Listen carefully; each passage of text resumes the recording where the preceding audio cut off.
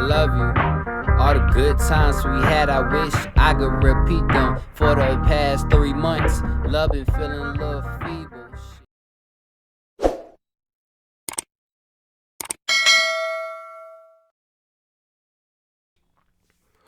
What's good, everyone? Welcome back to another video today.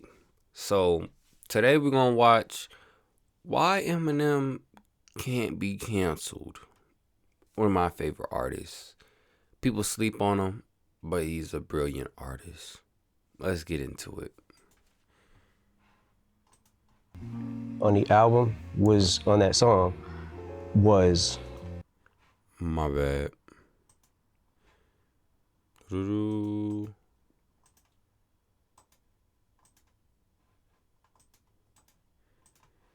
Now let's get into it. One of the things where I felt like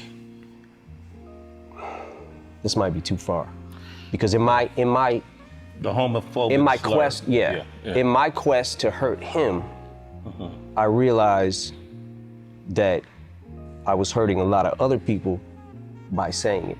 It was one of the things that I kept going back to, going, I don't feel right with this. A wise but fictional man once said, "You either die a hero or live long enough to see yourself become the villain." And if any rapper is acutely familiar with the situation, it's Mr. Marshall Mathers III, otherwise known as Eminem. Both the biggest superstar that the genre has ever produced and a figure that large sections of hip-hop's fan base love to hate, M's recent career has seen audiences either view his run of releases as evidence that he's still the GOAT, or believe that he represents everything that's holding back progress in the genre.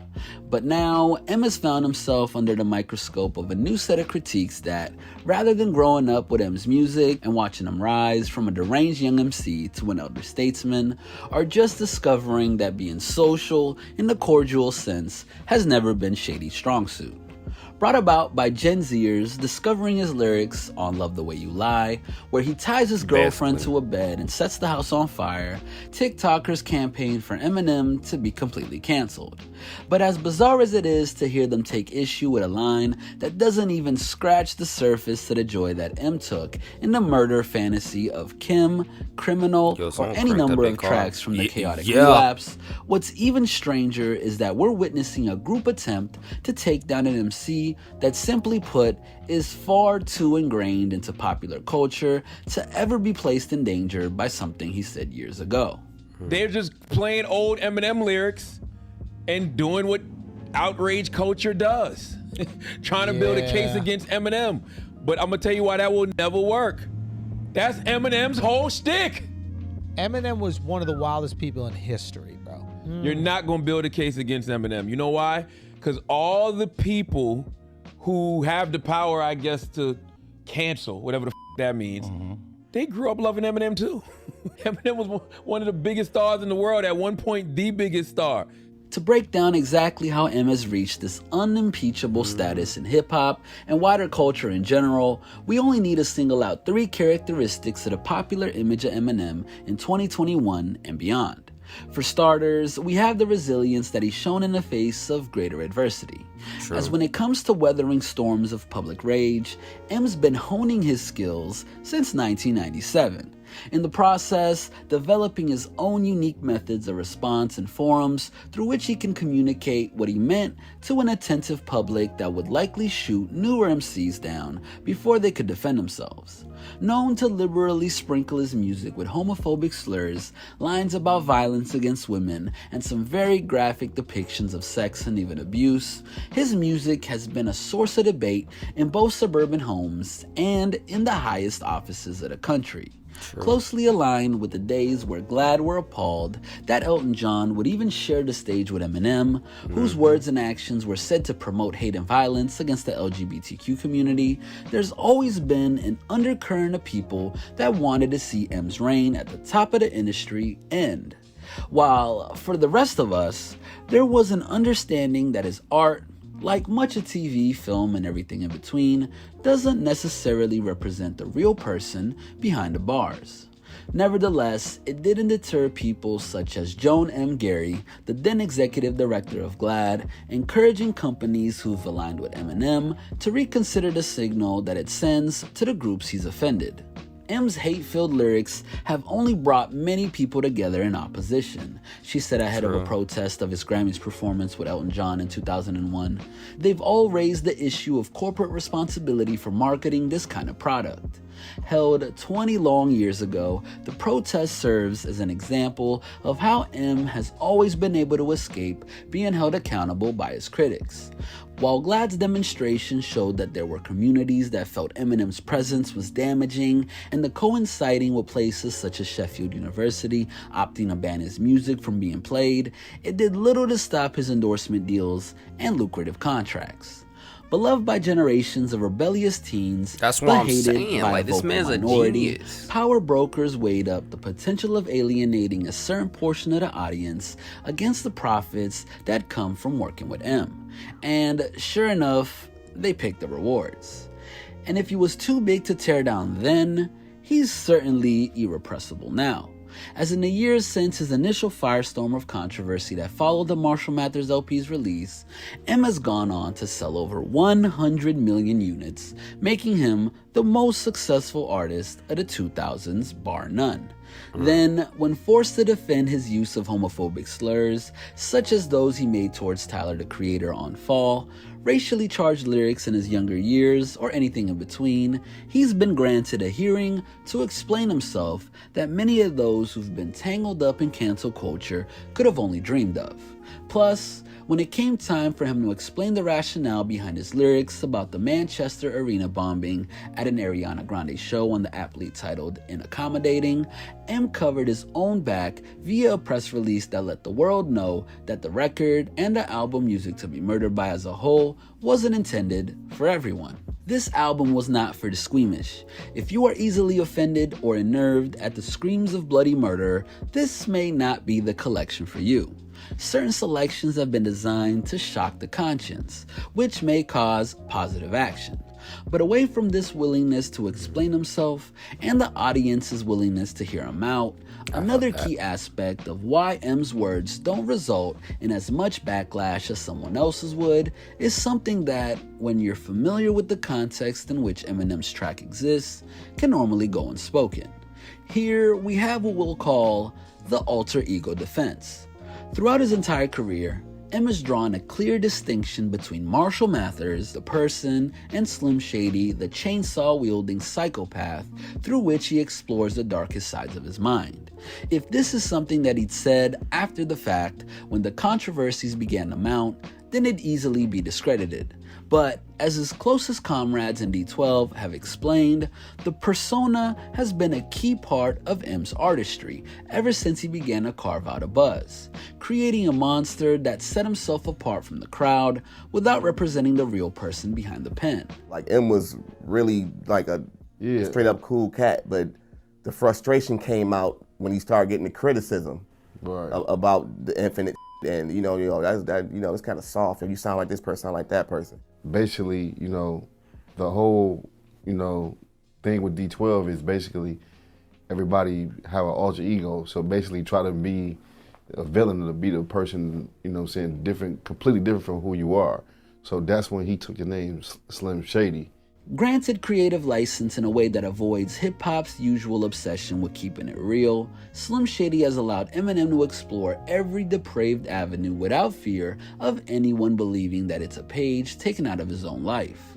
But where his stature in the game and his use of an alias certainly helps, the real reason why Eminem is immune to cancellation is that not only does he have the support of his fans, but he is almost universally respected by his peers. When a rapper speaks out against Shady, it becomes worldwide news due to the anticipation of M responding and the fact that despite his 20 plus years in the game, it's still a bit of a rarity to hear MCs try to bring him down.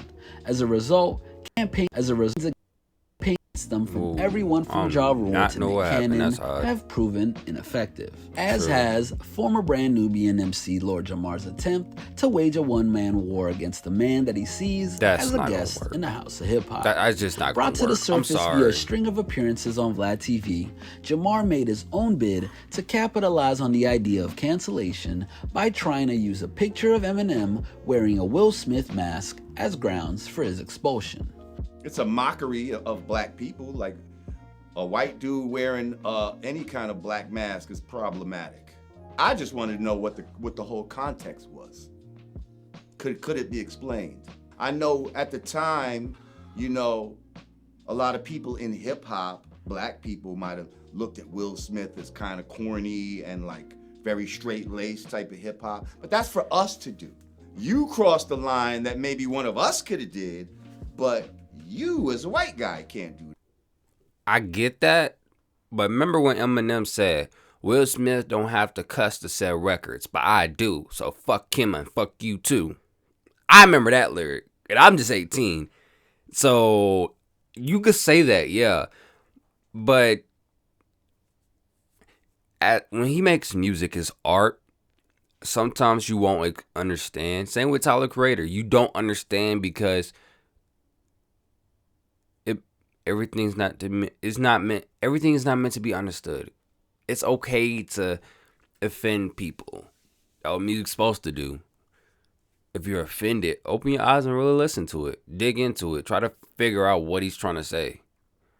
And why do you feel so hurt? Like, I get the homophobic stuff. Yeah, I get that, but he had a song with Elton John. Like, he had that one song, Stan. I mean, he said countless times. It wasn't, a lot of stuff he say is not against people. It's just, like what they were saying, it's Slim Shady. You want to be the illest villain that you want to be. So, I totally get it, honestly. But while Lord Jamar has been adamant that M doesn't deserve his place, he's essentially just one man that's clinging on amid an endless procession of love and respect for M that's just too great to overcome. Look at Eminem. He grew up around the culture his whole life. Jay-Z declared to GQ when asked about white people attempting to enter hip-hop's ranks. He's not capitalizing off the culture, in my opinion. It's what he is. Those really are his friends. This really is his life. Declared as the GOAT by rappers from all sectors of the game, it's also important to remember that M can't be erased from the history books in the way that cancel culture demands when he's been instrumental in the careers of other legends. Beyond his status as the man that helped revive Dre's career and Aftermath's misfortunes in the late 90s, he's also the mentor of one of the men that defined a generation immediately after him in 50 Cent. And as we know, 50 will always go to bat for the man that he believes is responsible for the majority of his success. Thank you. Eminem brought a lot of people on. People don't realize that. He really did. Without Eminem, he wouldn't have a 50 Cent. Real talk. And how many people without Eminem, you would have a Pop Smoke. Because without a 50 Cent, you wouldn't have a Pop Smoke to compare him to. His style would be totally different. Without Dr. Dre, you wouldn't have half the fucking rappers on the West Coast. I'm just saying. Without Eminem and Dr. Dre together, a lot of rappers from the West Coast wouldn't got as bigger as they got. It's a truth that a lot of people don't want to hear, but it's honest to God truth to me. I'm just saying. The one Grammy I have is for Crack a Bottle. I couldn't even have that without him. You know, and that's why I have so much value for him, not just in my career, just in my life. He's the only person that did things that I wanted to do. He had the Marshall Mathers LP with 23 million records sold, with flags all around the plaque, and I was like, yo, I want that kind of success. And I know I had to go door to door to get it, because I'm not M. Hip-hop is black music, without question. And unfortunately for some people, it's tough to accept that you got a white artist that does it better than black artists. It is what it is. praise for both his own diamond-selling catalog and his contributions to making hip-hop into such a dominant force in culture as a whole. Even the long-standing idea that he promotes misogyny is weakened by the championing of not only rappers such as Young M.A., but through his occasional on-wax partnership with Nicki Minaj.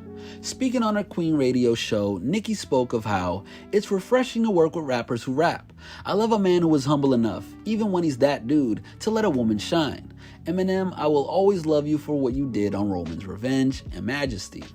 Although this is only a tiny sample of the praise that we could draw from for Eminem, the purpose it serves is to display that no matter what anyone's personal stance on Shady may be, his acclaim and respect is so widespread that he's out of anyone's grasp.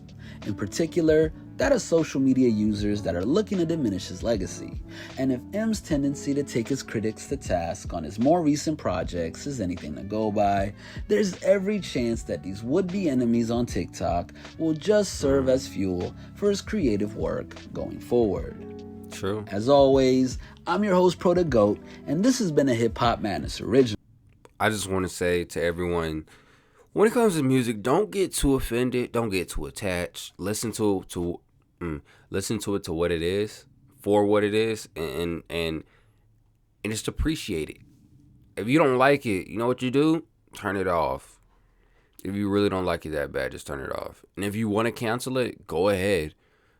But I say don't put too much energy into something that you can't change, especially when it's high up artists. When it comes to high-end artists like that, you have to cancel them with your dollar.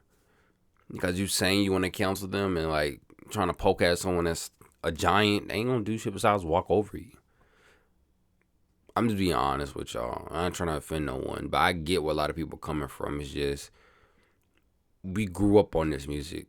You can't have double standards. We all grew up on this music.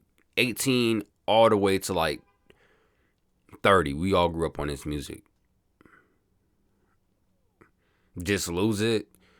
I'm talking about famous songs. You a rock star, baby. Everyone around you. My name is Guilty Conscience. Criminal. Everybody knows that one. Stan. Everyone knows that one.